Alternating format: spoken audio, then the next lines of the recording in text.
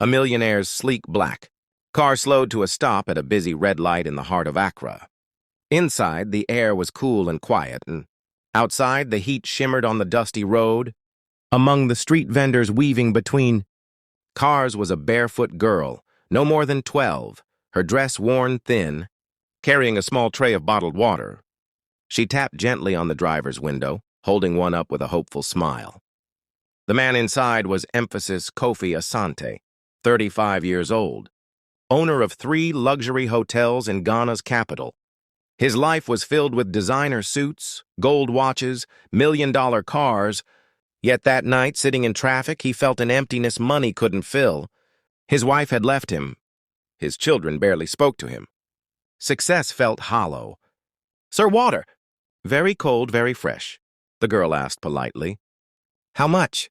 Kofi replied. 50 pesewas, sir."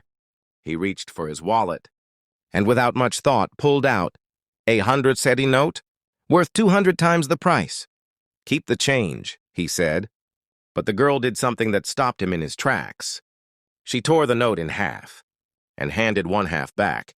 "My grandmother taught me, take only what you need and give back what you can spare." Kofi stared at her, stunned. This poor child had just returned what most would consider a fortune. "What's your name?" he asked. "Ama Osei. I sell water so I can buy books for school." "Books? What kind of books?" "Medical books, sir. I want to be a doctor to help sick people in my village." That night, Kofi couldn't sleep. He drove to Jamestown, the poorest part of Accra, to see where Ama lived. Her house was a shack made of rusted metal and cardboard. No electricity, no running water. Shared by 6 children and an elderly woman. Yet inside, the atmosphere was filled with warmth. Nana Ya, Ama's grandmother, welcomed him as if he were family. The children offered him part of their small dinner. They laughed. They sang. They cared for one another. Kofi had stayed in 5-star hotels around the world, but he had never felt such genuine joy. "Why are you so happy?" he asked. Nana Ya smiled. "Because we have what matters most, emphasis each other." Kofi wanted to give them money, but he remembered Ama's lesson with the torn note. They didn't need charity, they needed opportunity.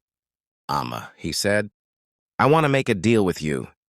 I will pay for your school, your books, and everything you need to become a doctor. But you must promise me something." Her eyes lit up. "Anything, sir?"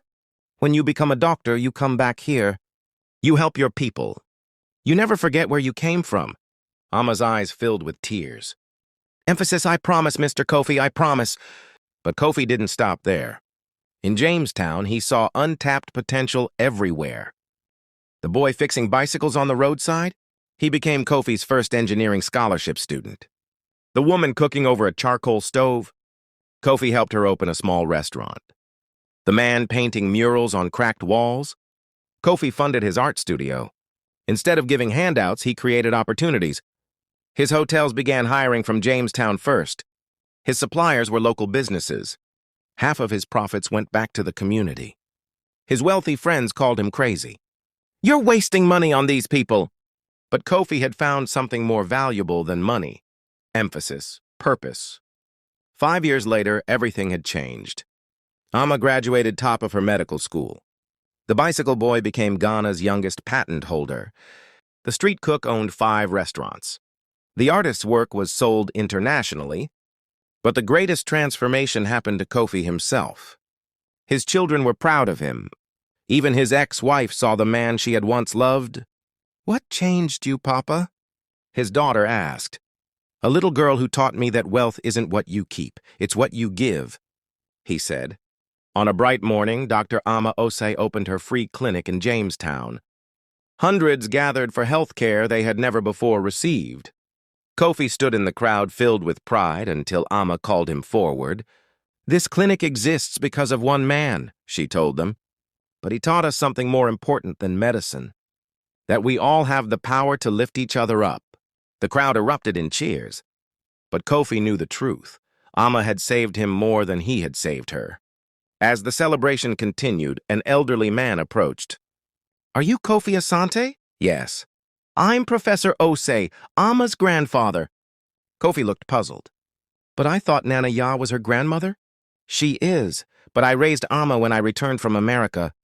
You see, 40 years ago, I was like you, rich, successful, and empty. A poor child changed my life, too. I became a teacher and devoted my life to education. That child was your father? Kofi's eyes widened. My father? Yes. And now you've continued the circle. Kindness isn't inherited, it's chosen. Today, Kofi's foundation has educated over 10,000 children across Africa. His hotels are thriving more than ever because he discovered the truth. When you invest in people, everyone wins. But the most important lesson came from a 12-year-old water seller who showed a millionaire that true wealth is measured not by what you have, but by what you give. And so, the question remains, emphasis. What will you choose to give today?